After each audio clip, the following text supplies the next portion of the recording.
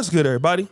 It's your boy, O'Shea Duke Jackson, back at it again with another episode of The Celebrity Junk. Will Smith has the world talking, and I want to weigh in on what Mr. LeBron James had to say. And it was a very indirect thing because LeBron James is very calculated in his posts. He's not going to come out and throw Will Smith under the bus, but he did mention two things on his IG story. The first was this: "Theme music." Hey fellas, remember one thing: a woman will always love and vibe with a true player. Know the difference between a player and a player. And he also says this: "Theme music. Stop being lames and treat women how they supposed to be treated." Now, the one thing that Will Smith and LeBron James have in common is they're both married men for many years. They both impact the industries that they're in. But the difference is that LeBron James has a wife in Savannah who's very, very respectful. She has never, to my knowledge, even equated to the kind of that Jada Pinkett has done. So what he could be saying this is that a woman will always love and vibe with a true player. Now, is he saying that Will Smith is not a true player? Maybe Will Smith is a player type. He's a temporary guy who tried to be a long-term guy, but cannot have a woman respect him. Okay? And he also says stop being lame and treat women how they're supposed to be treated. What does he mean by that? Now, does he mean that you're supposed to treat women great all the time? Or should you treat women how they treat you? And if you're treating a woman great who is not really worthy of your time, then you're lame. Let's look at it, okay? Because now, is he okay with Will Smith slapping Chris Rock? I don't really know. But what I do understand is that LeBron James can feel here that if she loved him and vibed with him, she wouldn't be acting the way that she does. That's one thing. And LeBron James can be indicating here is that Will Smith somehow has lost control in the relationship as far as how his wife treats him. Okay? And he is being lame, treating somebody nice who don't deserve it. All right? Because you're getting what we consider to be an unequal situation, inequality. I can decipher that. And for those of you who think that LeBron is simping, let me just tell you this. You have to understand these guys are married. These guys are not like many of us, people in successful marriages. We have to understand something. And I know as guys who are unmarried, who probably could look, and some of you guys could look down at being married. Guys like LeBron James, guys who are happy in their marriage, they don't see things the way that we do. They feel that they have found a wife or a partner that really supports them, okay? Really loves them. Many of us as guys maybe will never experience that. Many of us, we're not with the same person we met when we were 17 or 18 years old and grew up together, all right? LeBron James has experienced that, all right? And for many of us, when we say treat women how they're supposed to be treated, some of these guys have, some men have daughters, some men have mothers they love. So for us, it looks like we're simping.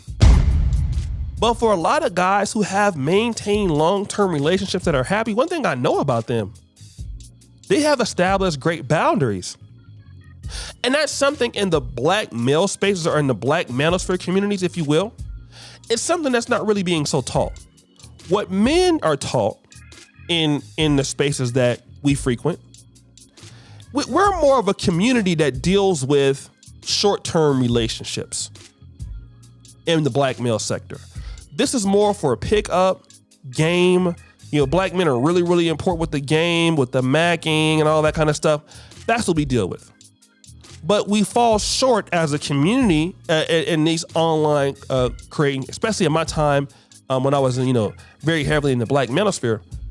None of it is very particular about long-term relationships. You don't hear that. But for the men who've been married for 30, 40 years, and their wife is still relatively happy, they have boundaries that are set up that their wife understands.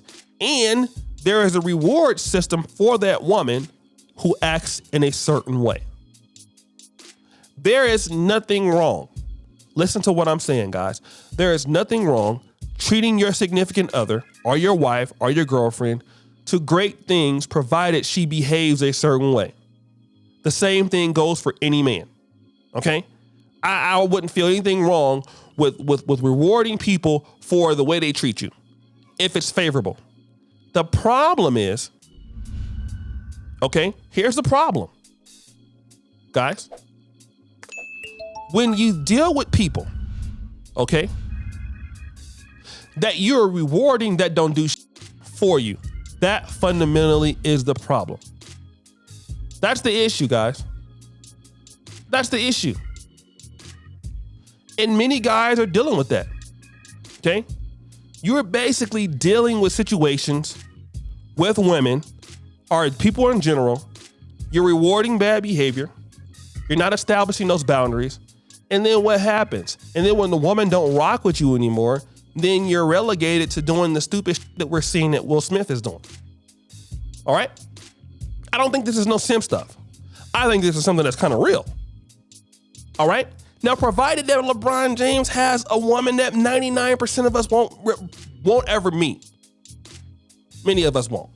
We won't be able to say that, okay, I have a girlfriend I've been with for, a wife been with for 30 years and I'm relatively happy. Most of us won't experience that in life, in today's age. So his perspective is different. He's not out here, on Tinder, and he is an exceptional man too. So that's the thing. But does he agree with Chris Rock slapping him? I don't think so, but he won't say. But I do believe that if Will Smith had his together as a man in the relationship, like LeBron does, you see, or if he would have picked the right person. Let me talk about that. Many things in life we deal with is based on our choices, guys. Our choices mean everything in life. Many of us don't want to talk about that, but they do. And many of us suffer behind choices that we do or do not make. And then we make bad choices, we want to get upset. All right? You have to pick the right person for you. Everything. I had a girlfriend that was very influential in a part of my life. I was trying to apply to grad school, and I was just looking at the best ones I could apply to. And she was like, well, one thing she told me was this.